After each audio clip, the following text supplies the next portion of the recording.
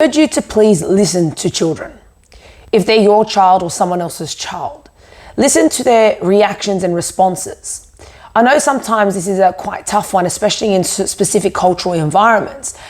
But when it comes to saying hello, so greeting family members or friends, a lot of cultures have this ability to say, okay, cool, I want you to hug and kiss so-and-so hello. Now, if a child rejects a person and says, hey, I don't want to kiss them hello, let them say no. This teaches them to create their own physical boundaries. Now, I understand people think, but it's disrespectful, etc. But understand, if we allow them to set these boundaries when they feel comfortable or not comfortable to greet someone hello, we give them power. And when something is wrong, they understand that they're not forced into a situation to give up their personal space to someone that they're not comfortable with. Now, a lot of the time, a kid might not actually just want to say hello to the grandparent or the auntie or the uncle. But there are a lot of those times where they may feel absolutely uncomfortable, where they don't feel safe. And these are all red flags, warning signs that something is not right. I'll never forget feeling uncomfortable around hugging and greeting my predator. Now, it was not a response I understood, because in our culture it was like hug and kiss hello everybody. When you go into a room, you say hello to everybody. But I remember closer towards the time frame where I came to speak out, there was a weird response within me that I no longer wanted to hug this person or kiss this person hello.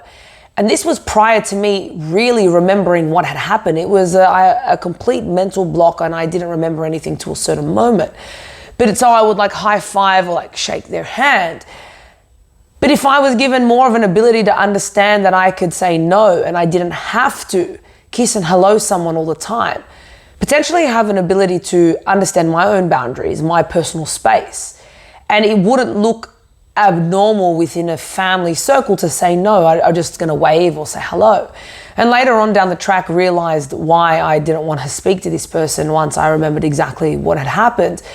But also watched the repercussion towards my own siblings and the discomfort in us saying hello or greeting people. Even to this day, it's like walk into a room and just like, oh, hi everyone, and wave at everyone, because it's like, well, I just don't want to put myself around physical contact with other people unless I have a connection or a bond with them.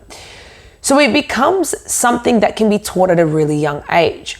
If you allow a child to say yes or no, then when it does matter and they do say no, they have the ability to freely say, hey, mum, I feel uncomfortable. Hey, dad, this person doesn't make me feel right, or they have done something to me. Regardless who it is, whether it's the grandmother or the auntie or the uncle, the mother or the father, if a child says, no, don't touch me, respect that. You teach them from that age that when they say no, no matters. And that's what counts. No matters. But if you expect them to say yes, and then as they get older, tell them, no, it's otherwise, you've created a pattern. You've created this environment where they don't believe otherwise, because you've told them one way for so long. So if a child says, hey, I don't want to say hello, I don't want to kiss them hello, they feel uncomfortable, they push their body away, they have these signals from their body or their body language, or they vocalize it, respect it. And then open a conversation with them. Why does this person make you feel uncomfortable? And it could be as simple as they squeeze me too tight when they hug me. They grab me and it feels uncomfortable. And then you can start understanding who is actually around your child that is safe and unsafe. And then this opens up a whole nother conversation. So please respect your children's boundaries from the earliest of age. Allow them to say yes or no, and respect their right to say no. And then understand why they potentially are saying no.